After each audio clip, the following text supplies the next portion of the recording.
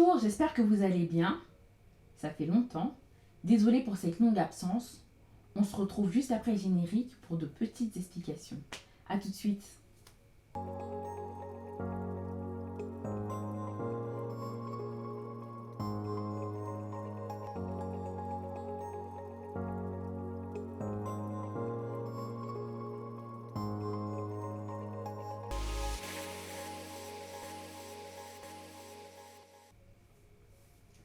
J'ai beaucoup de choses à régler ces derniers temps, donc je ne pouvais pas forcément filmer ni monter, mais je suis de retour, c'est le plus important. Je profitais de cette vidéo pour dire deux choses. La première, c'est que je vais faire un point sur les sous-titres.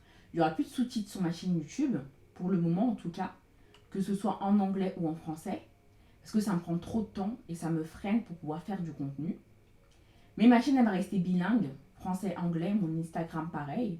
Peut-être sur Instagram, je continue à faire des sous-titres sur des petites vidéos que je postais, parce que c'est des vidéos de 1-2 minutes, etc. Donc je pourrais me débrouiller pour les faire. Mais en tout cas, sur YouTube, pour le moment, il n'y en aura plus. Deuxième chose, c'est que je vais définir avec vous 3 termes qui sont hyper importants lorsqu'on parle des conflits armés et que je vais beaucoup utiliser dans les vidéos à venir. Ce sont les termes de crime de guerre, crime contre l'humanité et génocide. On va les définir maintenant.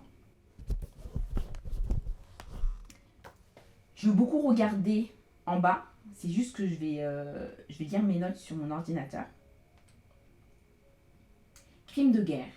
Selon le Haut-Commissaire des Nations Unies aux droits de l'homme, les crimes de guerre sont des violations graves du droit international commises à l'encontre de civils ou de combattants lors d'un conflit armé et qui entraînent la responsabilité pénale de leurs auteurs. Ces crimes correspondent à des violations des conventions de Genève adoptées au lendemain de la Seconde Guerre mondiale.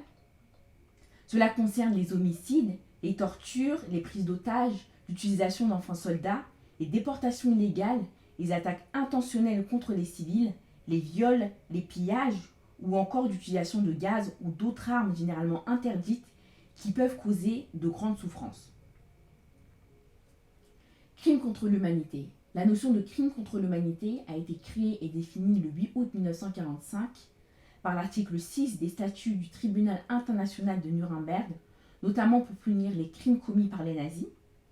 Ce crime se définit comme l'assassinat, l'extermination, la réduction en esclavage, la déportation ou tout autre acte inhumain commis contre toute population civile avant ou pendant la guerre, ou bien les persécutions pour des motifs raciaux ou religieux. Génocide. Le génocide est un crime commis dans l'intention de détruire ou tout en partie un groupe national, ethnique, racial ou religieux. Le terme génocide a été utilisé pour la première fois d'un point de vue juridique lors des procès de Nuremberg pour désigner l'extermination des Juifs. Il est ensuite devenu partie intégrante du droit international en 1948 en vertu de la Convention des Nations Unies pour la prévention et la répression du crime de génocide. Voici les 3 termes que je voulais absolument définir dans cette vidéo pour qu'on puisse avancer comme il faut sur cette chaîne YouTube, pour que vous puissiez comprendre les crimes qui se déroulent actuellement dans le monde. À bientôt.